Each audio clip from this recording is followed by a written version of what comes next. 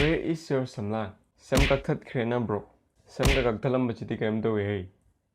Alu male. Sam yomdre. Bro sam kaha hai? Igi sam kadai chakre. Igi sam kadai chatkre. Igi sam kadai chatkre. Hapada. Hoi, what is it? I hide hair ke bako. Sam kai jaga do no hair ke ba. Ado aina hide je. Sam kak pe maram jine bako. Do ki maram ji ki details to. Do ma'am. khnbiduna hangbirak hangbirak kano. Samai tau ne. Ma'am na karma hai na bje. Ma koi dev karma do na tabida ma English ki karma je. Karma is a beep to. Haziki karma jina ko. Ai maning dagi tumen na la lukham ju ta slau tharak pane. Aru ai gyan mang ya ta. Gyan mang ba ji dagi ai je thongpham dagi yumda halle. Pura chele ba. Adu dagi di kai tawduno khangdaba dagi sum is ai look se change soning up ne ba. Ai mi atopa mo oining up. Aru dagi ena trimmer lo re. Aru dagi magi ai di number level to ju lok thok re direct 0 do aru phan nge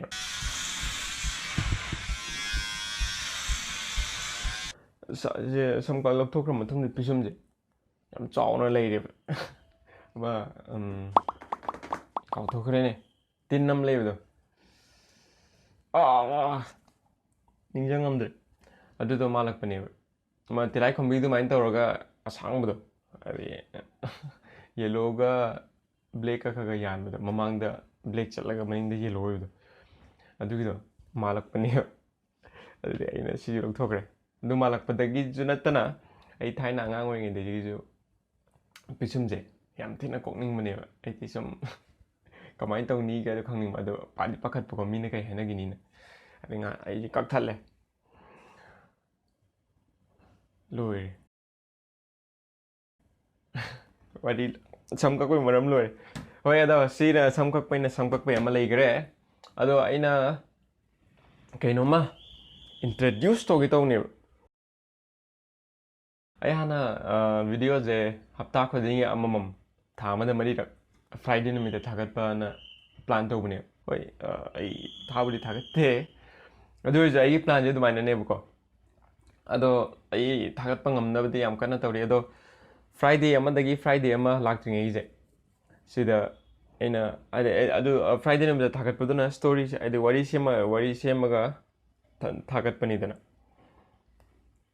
aduga Friday ama jiki Friday ama laktring ai gi marak se sida wari na tabi de ko extracurricular activities habidi oining ba mai to obi ai aina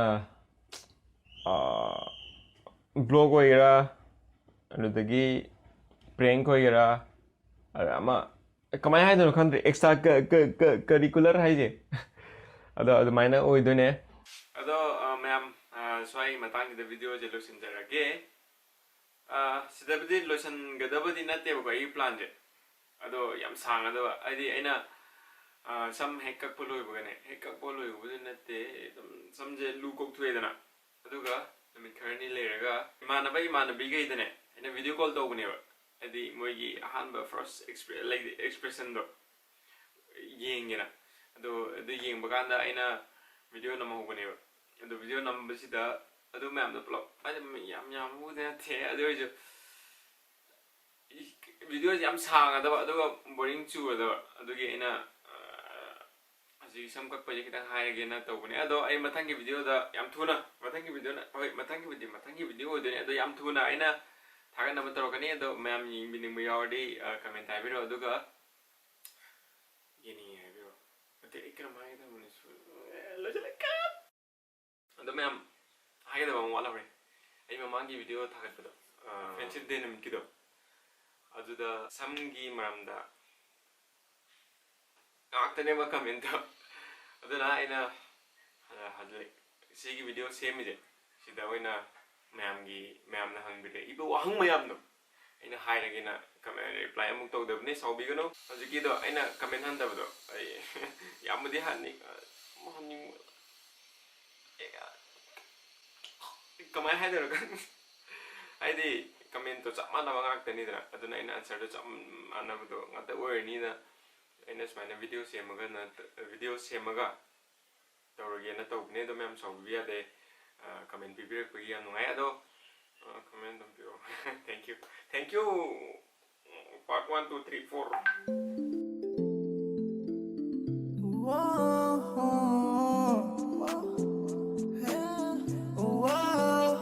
shout out to little Tommy and thanks for the song. On the bitch, my lip.